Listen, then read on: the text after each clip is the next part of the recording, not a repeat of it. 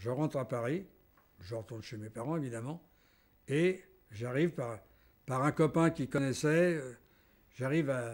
Parce que moi, mon rêve, c'était toujours de rentrer dans la résistance, hein. Et j'arrive à avoir un contact avec un représentant des francs-tireurs partisans français.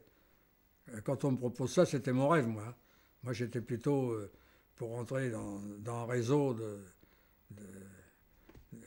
un réseau communiste, hein, c'était un peu mes idées. Mais on m'aurait proposé, mon copain qui était muletier faisait partie d'un réseau de la France Libre, il ne me l'avait pas dit, je ne pouvais pas le savoir. Sinon, je serais rentré avec lui, hein. Donc je rentre, on me donne un contact, et le 31 décembre 1943, je rentre, je suis engagé dans les FTP. Alors là, c'était le rêve de ma vie, hein. Là, j'étais heureux comme un roi.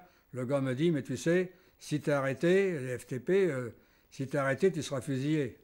J'ai dit, mais j'ai pas dit, il n'y a pas de problème, hein, parce que...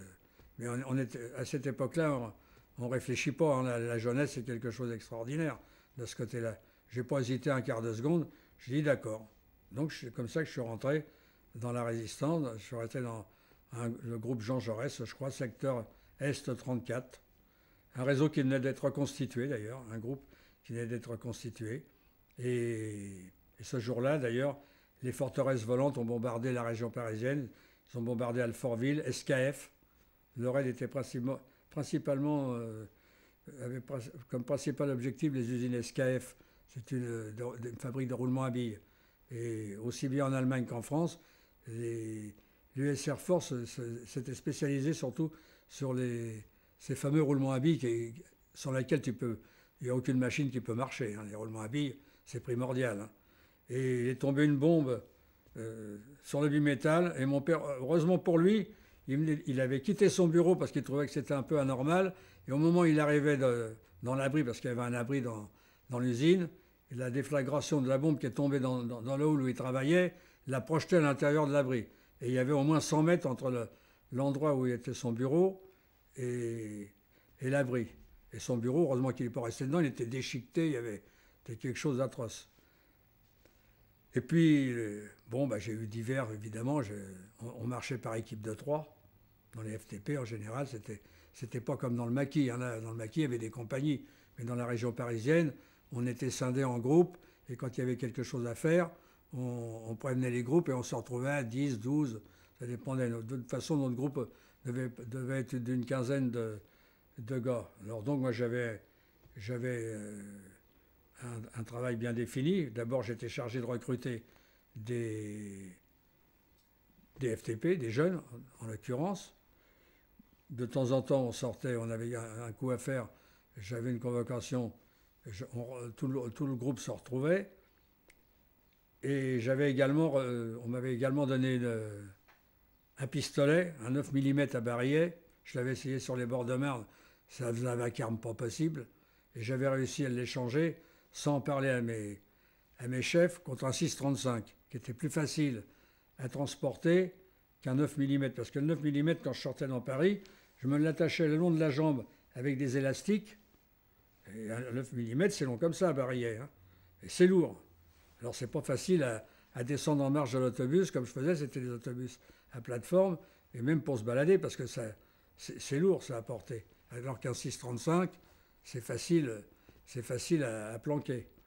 Et j'avais donc reçu aussi une liste de 10 collaborateurs du RNP, de Chaîne de l'Oncle, à éliminer.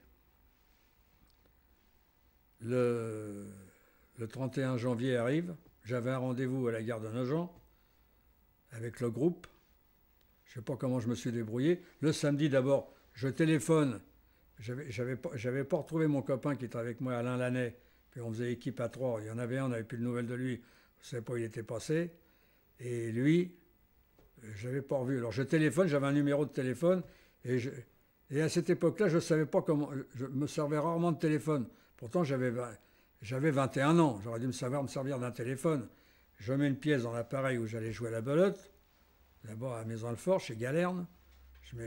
Et puis, je demande au café où j'avais rendez-vous à Saint-Paul à parler à M. Lannet ou à sa fiancée.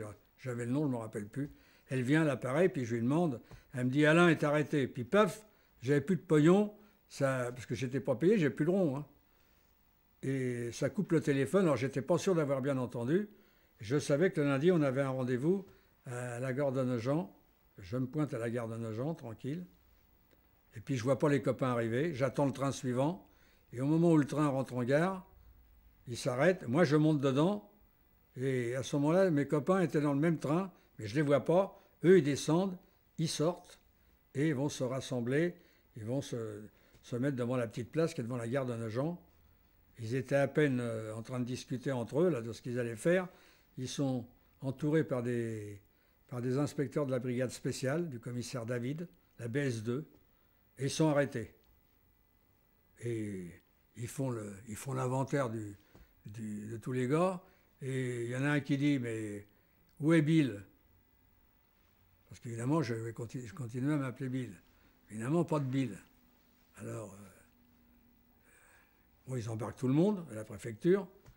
Et moi, dans l'intervalle, comme je ne les avais pas retrouvés, je descends à la gare de Joinville-le-Pont. Et de Joinville-le-Pont, je retourne chez mes parents. Bon, je bricole un peu, je fais un sac de petits bois pour ma mère, parce qu'à cette époque-là, on chauffait au bois. Et puis l'après-midi, je vais au repêchage. Parce qu'en général, quand on avait, dans les groupes de chez nous, quand il y avait quelque chose, ou ça devait être pareil ailleurs, hein, quand on perdait le contact, il y avait des repêchages. Alors on m'avait dit, tu as un repêchage à 16 h à Créteil, à l'arrêt devant les Vespasiennes. Il y avait des pissotières là-bas. Donc je me pointe, je m'en vais. J'avais déjà recruté trois jeunes de Maison-Alfort que je connaissais bien et qui étaient d'accord pour entrer dans les FTP. Je me pointe donc à ce repêchage. Je vois rien. Personne, j'attends. Personne. 4 h, 16 h 15. Bon, ben je dis, c'est pas la peine, ils viendront pas. Là, je ne sais plus quoi faire, hein. Là, je me demandais comment j'allais réussir à récupérer mon groupe. Et je me pointe à l'arrêt du 104 au terminus pour reprendre le bus pour rentrer chez moi. Et à ce moment-là, je vois arriver des gars au loin. Je les avais remarqués un peu avant, déjà, avant d'aller à la... Je vois arriver 4-5 gars habillés, ils étaient 5. Habillés, il y en a un qui avait une tenue d'ouvrier, un blouson, une veste bleue, un pantalon de travail. Et donc j'étais dans la queue, j'attendais au milieu des gens, quoi.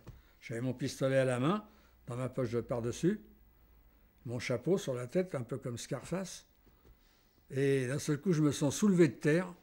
Mais alors, là, j'étais estomaqué, hein. Je me sens soulevé de terre.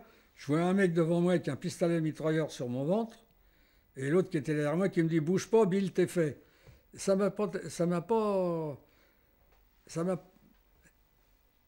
J'ai été surpris sans l'aide parce que je me suis dit, tiens, je les connais pas, ces mecs-là, c'est des mecs qui font une blague. Puisqu'ils m'appelaient par mon surnom. Non, c'était pas une blague, hein. C'était réel.